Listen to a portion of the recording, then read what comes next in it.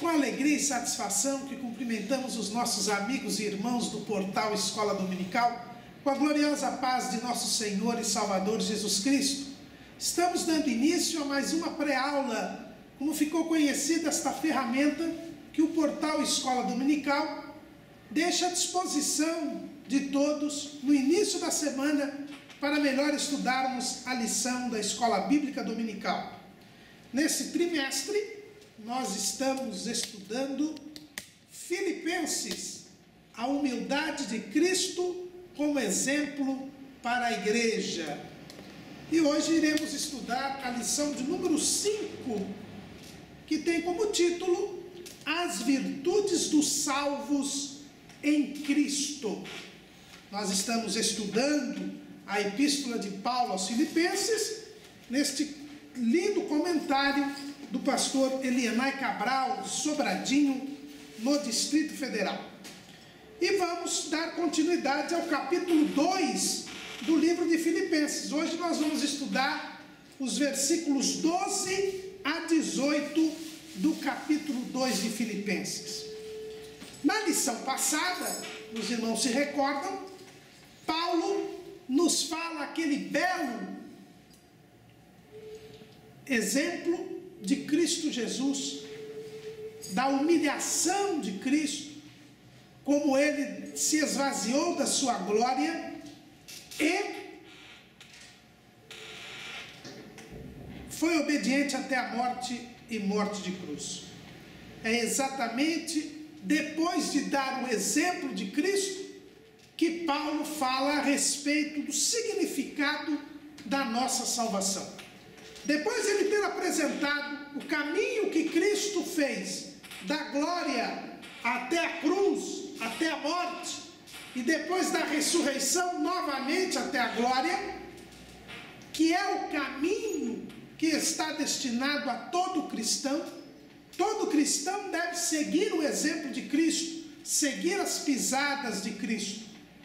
Assim como Cristo se despiu da sua glória, foi até a morte de cruz, ressuscitou e foi colocado acima de todo nome, assim também todo servo de Jesus Cristo deve também tomar a sua cruz, como disse o Senhor, e também ir até a morte, tomando a sua cruz, porque um dia nós também ressuscitaremos ou seremos transformados, se estivermos vivos no dia de Cristo, que Paulo menciona aqui, em Filipenses, no capítulo 1 e no versículo 6, até o dia de Jesus Cristo, que é o dia do arrebatamento da igreja, nós também seremos glorificados.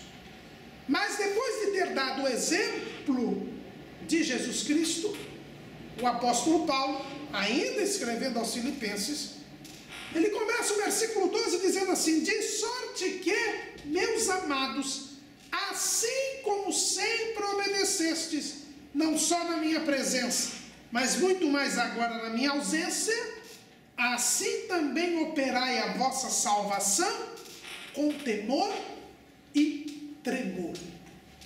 Paulo diz que o exemplo de Jesus de obediência deve ser seguido também pelos crentes. Os cristãos, ele deve seguir as pisadas de Cristo e seguir na obediência, mesmo que esta obediência o leve do despojamento da glória até a morte de cruz, o leve à humilhação. E o título da nossa lição diz: as virtudes dos salvos em Cristo. Quando nós obedecemos quando nós obedecemos a Deus, iniciamos esta jornada da obediência para alcançar a glorificação. Agora, esta jornada da obediência, ela passa pela virtude.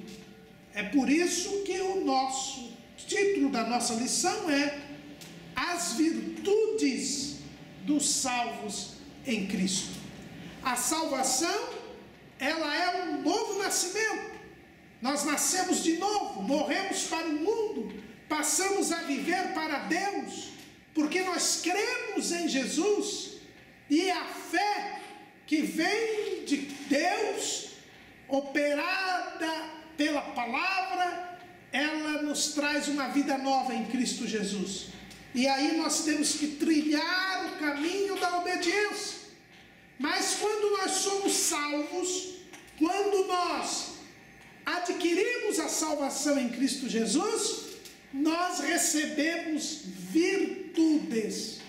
O que é a palavra virtude? O que significa a palavra virtude? A palavra virtude é uma palavra latina que vem de virtus, que por sua vez vem da palavra vir, que quer dizer força. A virtude é uma força, é uma inclinação, é uma disposição que nós recebemos para fazer o bem. A virtude é a disposição de fazer o bem, é o hábito de fazer o bem. Isto é a virtude. A palavra grega arete, que é a virtude, essa disposição de fazer o bem, este hábito de fazer o bem. Quando nós cremos em Jesus, nós nascemos de novo. Nós podemos ver o reino de Deus. É o que Jesus explica para Nicodemos. Lá no Evangelho segundo escreveu João, capítulo 3, no versículo 3, Jesus respondeu e disse-lhe: na verdade te digo, que aquele que não nascer de novo, não pode ver o reino de Deus. Quem crê em Jesus, quem está em Cristo, ele passa a ser uma nova criatura. Ele nasce de novo. Ele é como que criado novamente. É o que o apóstolo Paulo escreve lá na segunda carta aos Coríntios, no capítulo 5 e no versículo 17. Assim que se alguém está em Cristo, nova criatura é. As coisas velhas já passaram, eis que tudo se fez novo. E tudo isto provém de Deus, que nos reconciliou consigo mesmo por Jesus Cristo e nos deu um ministério da reconciliação. Nós somos perdoados, nossos pecados são perdoados, são tirados. E nós voltamos a ter comunhão com Deus. E comunhão com Deus é vida. É por isso que Jesus diz: quem crê em mim passou da morte, que era a separação, por causa do pecado, para a vida, porque agora está em comunhão com Deus. E quando Deus cria este novo ser, esta nova criatura, pela salvação em Cristo Jesus, Ele mesmo coloca nesta nova criatura a disposição para fazer o bem. São as virtudes, esta disposição para fazer o bem. Porque o homem no pecado, ele quer fazer o bem, mas ele não consegue fazer o bem. O apóstolo Paulo, escrevendo lá em Romanos, no capítulo 7, ele diz exatamente isso. Vamos ler lá o versículo 14, Romanos 7 e 14. Porque bem sabemos que a lei é espiritual, mas eu sou carnal, vendido sob o pecado. Porque o que faço, não aprovo. Pois o que quero, isso não faço. Mas o que aborreço, isso faço. E se faço o que não quero, concido com a lei que é boa, de maneira que agora já não sou eu que faço isso, mas o pecado que habita em mim, porque eu sei que em mim, isto é, na minha carne, não habita bem algum, e com efeito o querer está em mim, mas não consigo realizar o bem, porque não faço o bem que quero, mas o mal que não quero, esse faço. Ora, se eu faço o que não quero, já não o faço eu, mas o pecado que habita em mim. Até o versículo 20. Então Paulo descreve aqui em Romanos a situação da pessoa que está sob o domínio do pecado. Nós temos a natureza pecaminosa que nós herdamos de Adão, e por isso, quando adquirimos a consciência, inevitavelmente nós pecamos. Nós sabemos o que é o bem, sabemos o que é o mal, mas fazemos o mal, porque nós temos a natureza decaída. Agora, quando Jesus perdoa os nossos pecados, quando Ele tira os nossos pecados, Ele crucifica esta natureza pecaminosa na cruz. E nós então agora, em comunhão com Deus, podemos fazer o bem. Mas para isso, Deus nos dá a força, a disposição para fazer o bem. E aí nós temos estas virtudes, que é esta disposição de fazer o bem, este hábito de fazer o bem. E Deus nos dá 3 virtudes, que são chamadas das virtudes teologais. Por quê? Porque são virtudes vindas de Deus. A primeira dessas virtudes é a fé. Paulo, escrevendo aos Efésios, nós temos lido isto aqui algumas vezes nesse trimestre, capítulo 2, versículo 8. Porque pela graça sois salvos por meio da fé. E isto não vem de vós, é dom de Deus. E lá em Romanos capítulo 10, versículo 17, nós lemos: de sorte que a fé é pelo ouvir, e o ouvir pela palavra de Deus. Então a primeira virtude que Deus nos dá é a fé.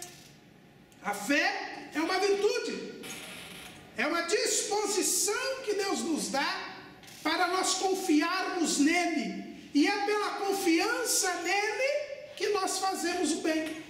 Mesmo quando o mal pode nos parecer vantajoso, mesmo quando o mal é praticado por todos que estão à nossa volta, quando nós recebemos a fé, ela produz em nós a disposição de obedecer. A obediência depende da fé. Paulo diz: como assim, sorte que, meus amados, assim como sempre obedecestes, mas não só na minha presença, mas muito mais agora na minha ausência, assim também operai a vossa salvação com temor e tremor. Então, para eu obedecer, o Senhor me coloca uma força no meu interior, que é a fé. E a Bíblia diz que o justo viverá da fé. Romanos, capítulo 1, versículo 17. Porque nele, quer dizer, no Evangelho, se descobre a justiça de Deus de fé em fé. Como está escrito: mas o justo viverá da fé. Então essa é a primeira virtude que Deus nos dá. Essa virtude teologal, porque é dada por Deus.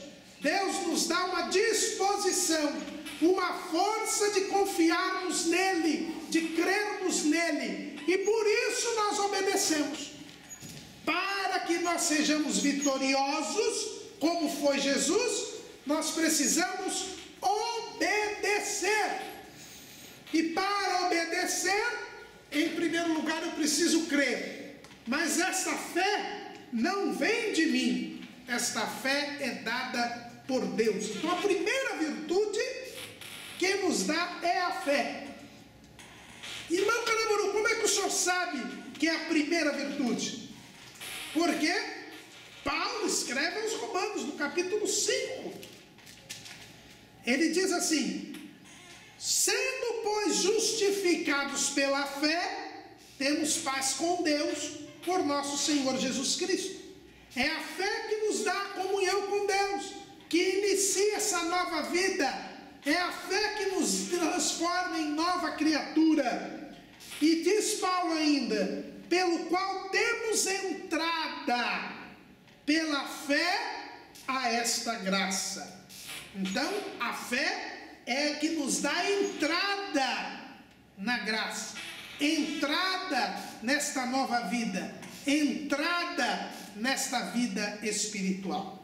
Então, a primeira virtude que Deus nos dá para que nós possamos exercer a salvação, obedecendo a Deus, para que nós cheguemos até o fim, que é a glorificação, para que nós sigamos o mesmo caminho de Jesus, nós precisamos da fé, e a fé é dada por Deus para nós. Essa é a primeira virtude. Mas nós temos uma segunda virtude.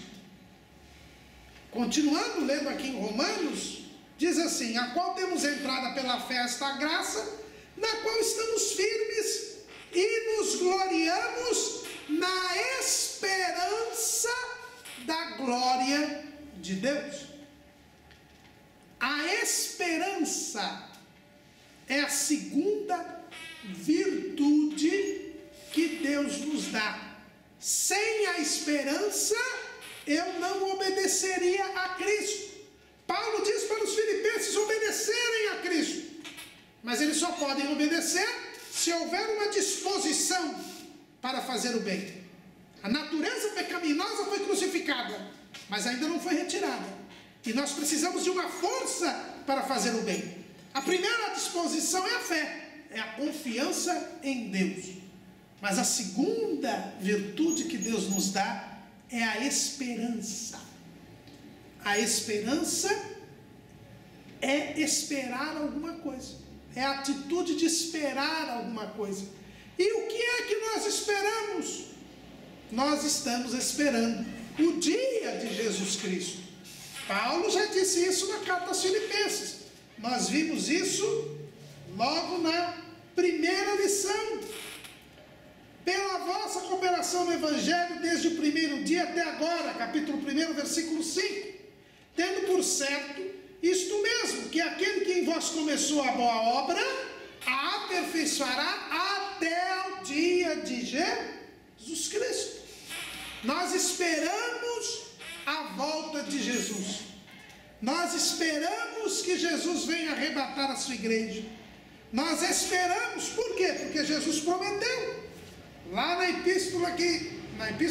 Evangelho segundo escreveu João, capítulo 14, nós lemos Jesus falando: não se turbe o vosso coração, credes em Deus, crede também em mim.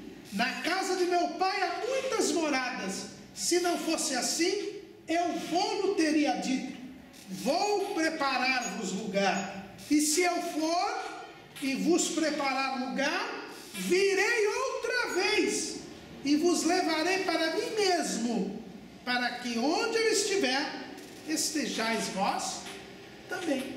Foi Jesus quem prometeu vir buscar os seus discípulos, vir buscar a sua igreja. E nós vivemos nesta esperança, como diz o hino 300 da harpa cristã, nossa esperança é sua vinda, o Rei dos Reis vem nos buscar. Almeida Sobrinho, poeta sacro, ele diz com muita propriedade, e diz ainda: nós aguardamos Jesus ainda até a luz da manhã raiar. Então a esperança, nós esperamos Jesus. E por que nós esperamos Jesus? Nós obedecemos a sua palavra, porque ele não disse o dia que vem, e nós devemos estar estar preparados para recebê-lo, seja no arrebatamento da igreja, se nós estivermos vivos neste dia, seja se Jesus nos chamar pela morte física. Então, a esperança, ela é dada por Cristo. Ele quem nos dá esperança, essa disposição de fazer o bem, esta força, porque nós estamos esperando Jesus, estamos esperando a glorificação. O próprio Jesus, e nós vimos na aula passada, lá na Epístola aos Hebreus, no capítulo 12, o que ele diz? Versículo 2: olhando para Jesus, autor e consumador da fé, o qual pelo gozo que lhe estava proposto, suportou a cruz, desprezando a afronta, e assentou-se à destra do trono de Deus. Jesus esperava o trono, esperava a glorificação, por isso ele suportou a cruz, por isso ele se humilhou até a morte e morte de cruz, pela esperança da ressurreição, pela esperança da glorificação. A esperança da ressurreição, a esperança da glorificação nos move para obedecermos a Jesus. Mas, além da fé e da esperança, nós temos uma terceira virtude que Deus nos dá, uma terceira força, uma terceira disposição que Deus nos dá para que nós possamos obedecer-lhe. É o amor. O amor. Em Romanos capítulo 5, prosseguindo o estudo aqui, a sequência das virtudes teologais, olha o que diz Paulo, versículo 3: e não somente isto, mas também nos gloriamos nas tribulações, sabendo que a tribulação produz a paciência, e a paciência a experiência, e a experiência a esperança,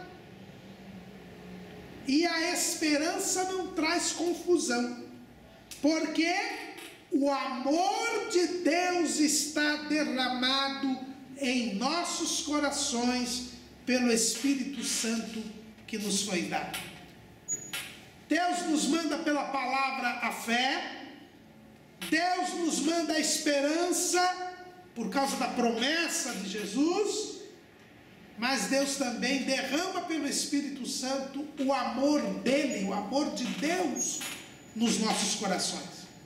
E porque nós amamos a Deus, porque nós recebemos o amor de Deus, nós guardamos a sua palavra, nós o amamos, e por isso nós guardamos a sua palavra.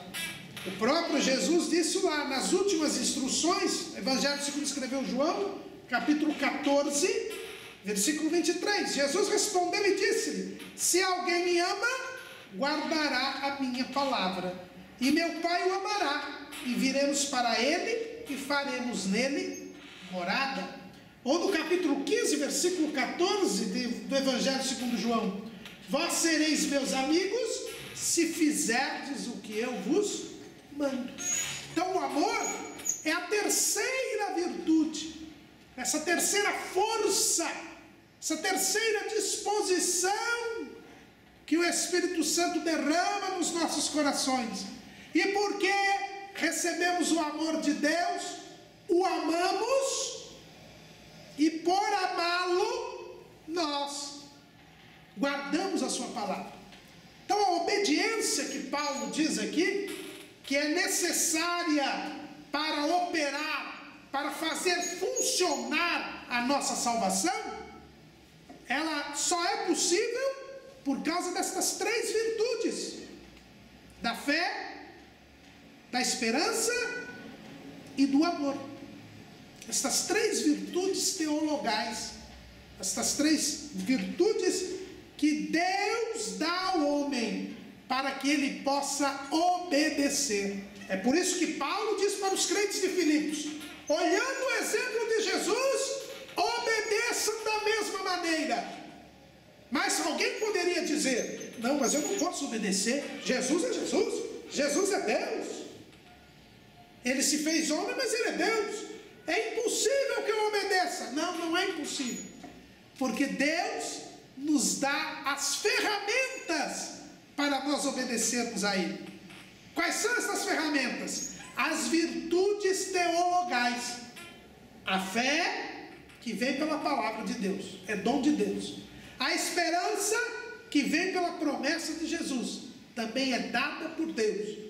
E o amor, que é derramado pelo Espírito Santo em nossos corações. Então não depende de Deus, porque Deus já fez a parte dele. Ele manda a fé, a esperança e o amor.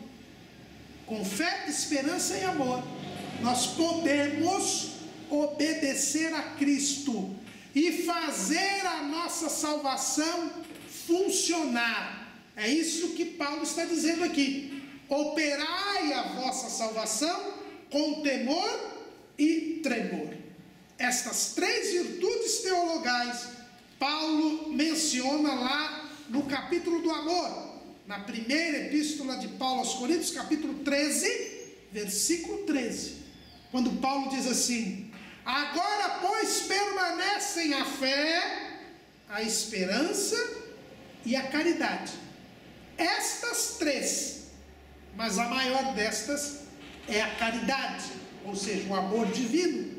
Os irmãos sabem que João Ferreira de Almeida traduziu a palavra grega agape, que é este amor divino, por caridade, copiando aí Agostinho, porque Agostinho traduziu agape do grego para o latim caritas.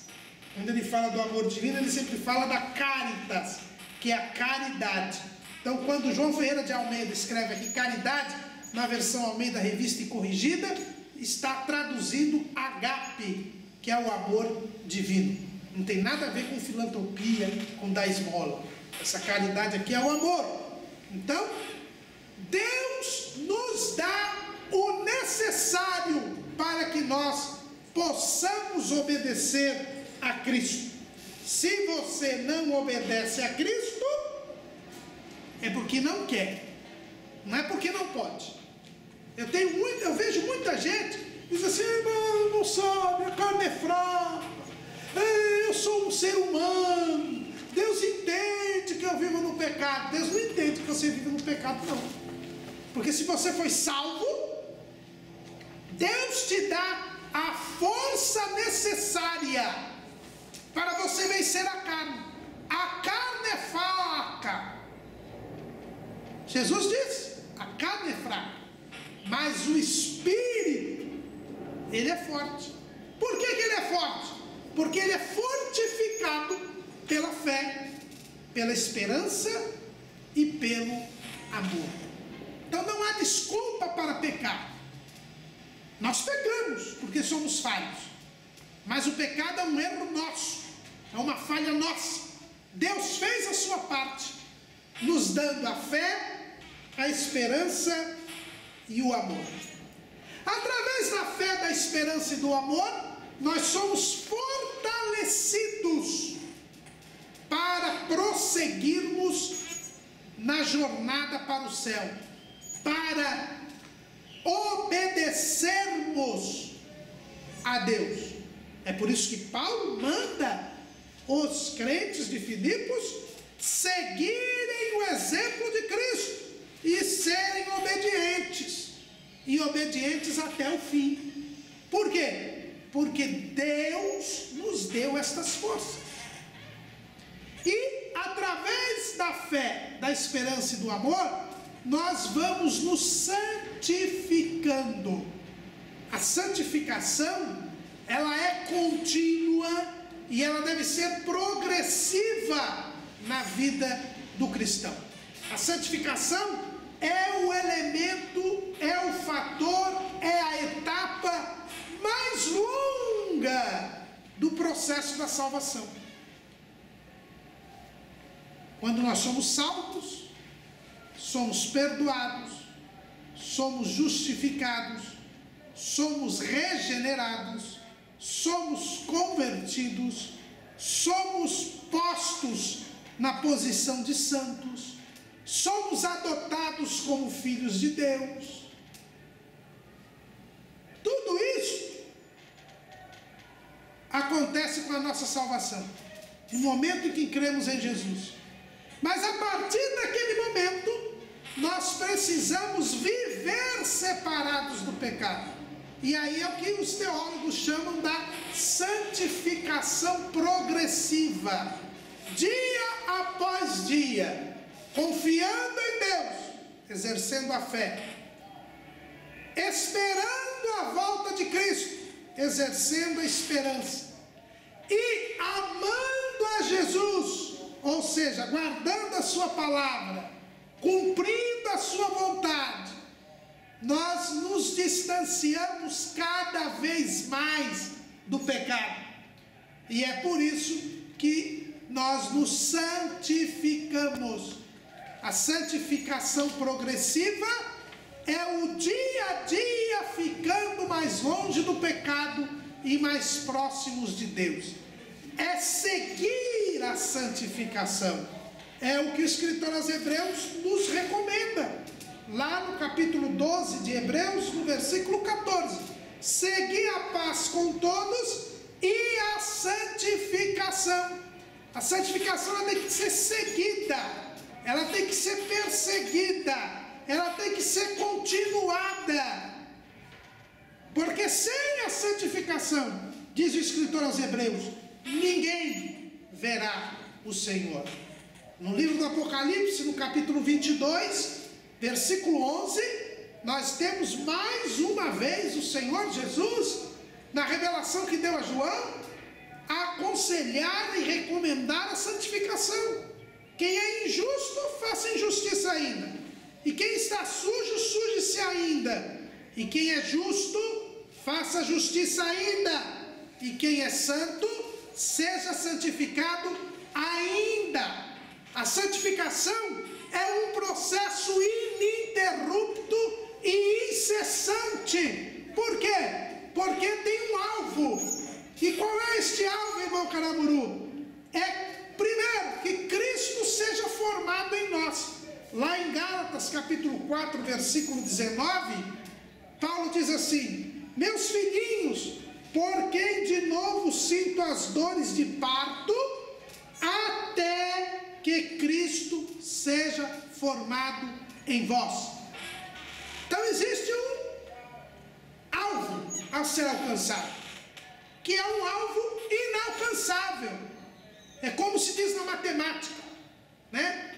Quando a gente estuda cálculo integral, cálculo diferencial, eu nunca fui bom nessas coisas, isso aí só gente na faculdade da área de exatas que estuda, mas a gente teve que estudar um pouquinho, né, no ensino médio, e aí diz assim, que tal coisa tende ao infinito, tender ao infinito, a derivada, né, ela tende ao infinito. Então o cálculo integral, o cálculo diferencial, trabalha com esta tendência ao infinito. A santificação é uma tendência ao infinito. Por quê? Porque até que Cristo seja formado em nós. Paulo, escrevendo aos Efésios, ele repete esta ideia no capítulo 4. Querendo o aperfeiçoamento dos santos para a obra do ministério, para a edificação do corpo de Cristo, capítulo 4, versículo 12, até que todos cheguemos à unidade da fé e ao conhecimento do Filho de Deus, a varão perfeito, à medida da estatura completa de Cristo. Nenhum de nós vai chegar a varão perfeito neste mundo. Nenhum de nós vai chegar à estatura completa de Cristo neste mundo. Mas é uma tendência. É por isso que eu me santifico. Porque eu estou chegando ao infinito, chegando à estatura completa de Cristo, chegando a varão perfeito, esperando que Cristo seja formado em mim. Por isso que a recomendação em Apocalipse é: quem é santo seja santificado ainda. É uma tendência ao infinito, é algo que nós não vamos alcançar. neste mundo, mas que devemos perseguir sempre e sem cessar. Então a santificação, ela é possível porque Deus nos deu a fé, o amor e a esperança, e nós vamos nos separando do pecado, nos habituando a fazer o bem, nos habituando a praticar a justiça, nos habituando a praticar o bem, e sempre mais longe do pecado e mais próximos de Deus. É por isso que naquele dia, quem estiver em santificação, quem estiver se santificando, será glorificado, alcançará o estágio final da salvação.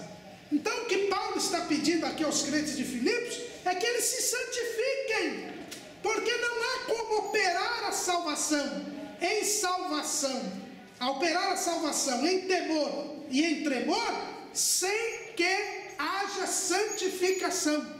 O que é operar a salvação com temor e tremor?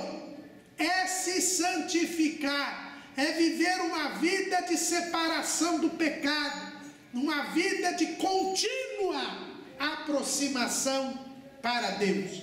E aí nós vamos fazendo o bem, porque todo e genuíno cristão, todo verdadeiro e genuíno cristão pratica boas obras. Então a santificação, ela se demonstra pela prática de boas obras. A prática de boas obras, ela sanciona, ela atesta a nossa santificação, que é esse processo contínuo da salvação que nos leva do arrependimento, da conversão, da regeneração, da justificação, do perdão dos pecados, da adoção, da santificação posicional até a glorificação. No momento que nós nascemos de novo, nós temos que nos santificar, porque só quem se santifica é que vai entrar no reino de Deus. É o que Jesus disse lá para Nicodemos, capítulo 3 do Evangelho segundo João, versículo 5.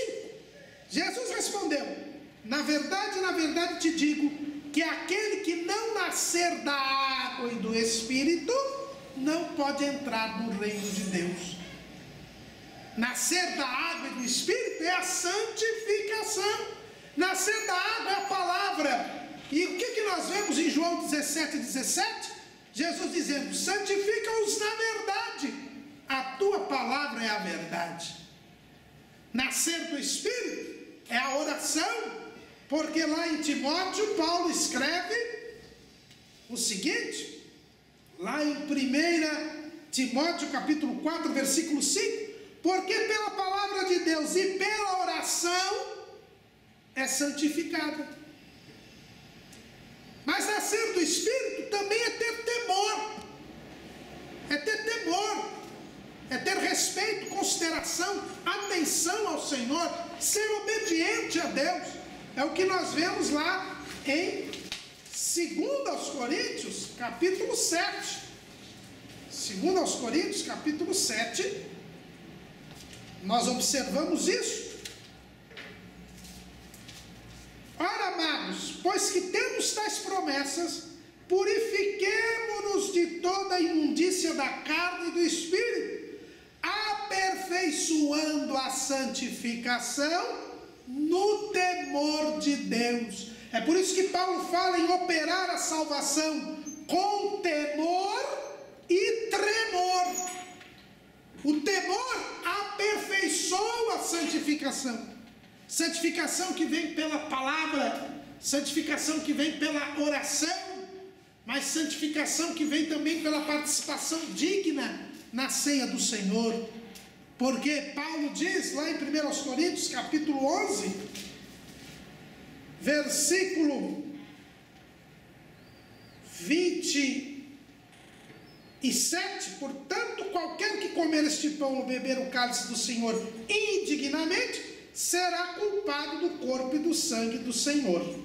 Versículo 29, porque o que come e bebe indignamente, come e bebe para a sua própria condenação, não discernindo o corpo corpo do Senhor. Então, se você participa da ceia dignamente, sem pecado, purificado, isto é para a sua salvação, é a santificação, é para a sua salvação, porque quem come e bebe indignamente é para a sua própria condenação. Então, operar a salvação com temor e tremor é viver em santificação, assunto que tem desaparecido nos nossos púlpitos. Mas se você quer obedecer a Cristo, separe-se do pecado, medite nas Escrituras, porque a palavra santifica, tenha uma vida de oração, porque a oração santifica, participe dignamente do corpo de Cristo, corpo do sangue de Cristo, porque a participação digna do corpo de sangue de Cristo te santifica. Tema a Deus, seja respeitoso, considere, reverente a Deus, porque a santificação é aperfeiçoada no temor do Senhor. É por isso que o apóstolo Pedro, na sua segunda carta, no capítulo 1, no versículo 5, ele diz assim: e vós também, pondo nisto mesmo toda a diligência, acrescentai à vossa fé a virtude. Com a fé, o amor e a esperança, nós temos um acréscimo na nossa salvação, porque nos permite a santificação, nos permite a produção de boas obras, nos permite a prática da justiça, a prática do bem, o distanciamento contínuo do pecado. É isso que Paulo está falando aos crentes de Filipos, e falando para nós também. Deus quer que nós cresçamos espiritualmente, e para isso nos deu a fé, a esperança e o amor.